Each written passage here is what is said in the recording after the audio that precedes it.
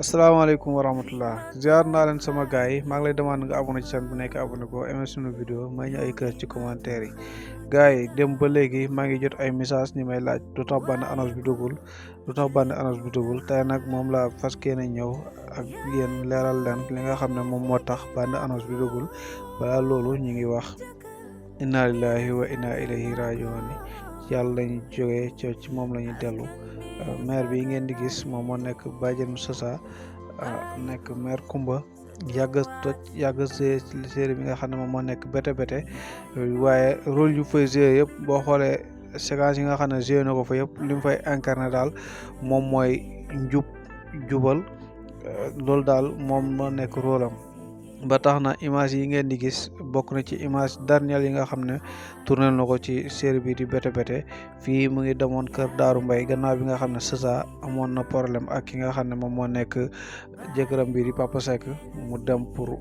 arranger diggante bi pour Sassa mën a dellu si waat bi mu demee mu waxtaan ak maire Daaru xamal ko carrément que ni Sassa li mu def kat décision boppam la waaye du man maa ko ebal te kontaanu ma ci benn yoon loolu moom moo ko fa andi woon ba tax na moom mu sol dàllam daal di dox diggante bi ba Sassa dellu si waat ci sëyam bi en tout cas rôle bi muy joué ci Bété Bété ñun loolu permettre nañu ñu mën a wax ne ku baax la en tout cas ñu ngi koy ñaanal yàlla jégal ko yërëm ko te xaaree ko fi nga xam ne moo nekk àjjana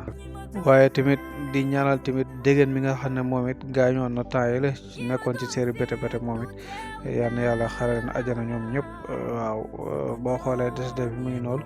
gars yi daal ñu ko doon publier muy waa Evenprod ñoom lañ jotee information yi ñuy xamal carrément que ni mercredi bi nga xam ne ci la Bété Bété waroon am sax le 22 avril bi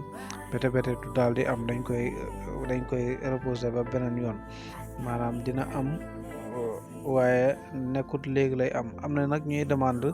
di ma laaj di ma envoyé ay message di ma laaj ndax Bété Bété dafa jeex wala jeexul non jeexul di ma laaj tamit lu tere Bété Bété mu am waaye daal li mu leen di xamal moom mooy lii moo tere mu am moom mooy maire bi nga xam ne moom moo noppaloo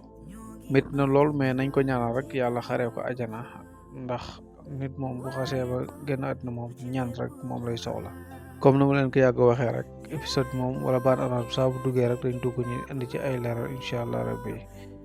maa ngi leen di gërëm ban ci ànd bi ak topp bi ak wala bi nga xam ne yéen a ngi ko wala 3STV di déglu information yi wala boog di xaar information yi mu ñëw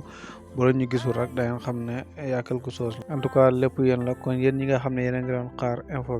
mu ngi noonu waxoon nañ ne duñ ci def vidéo sax waaye comme appel dafa bëri ak question yi la fekk ñu def ci vidéo pour ñëpp xam-xam jaajëfal nañ leen baax a baax ci ànd bi ak topp bi maa ngi lay demande nga abonné bu nekkee abonné ko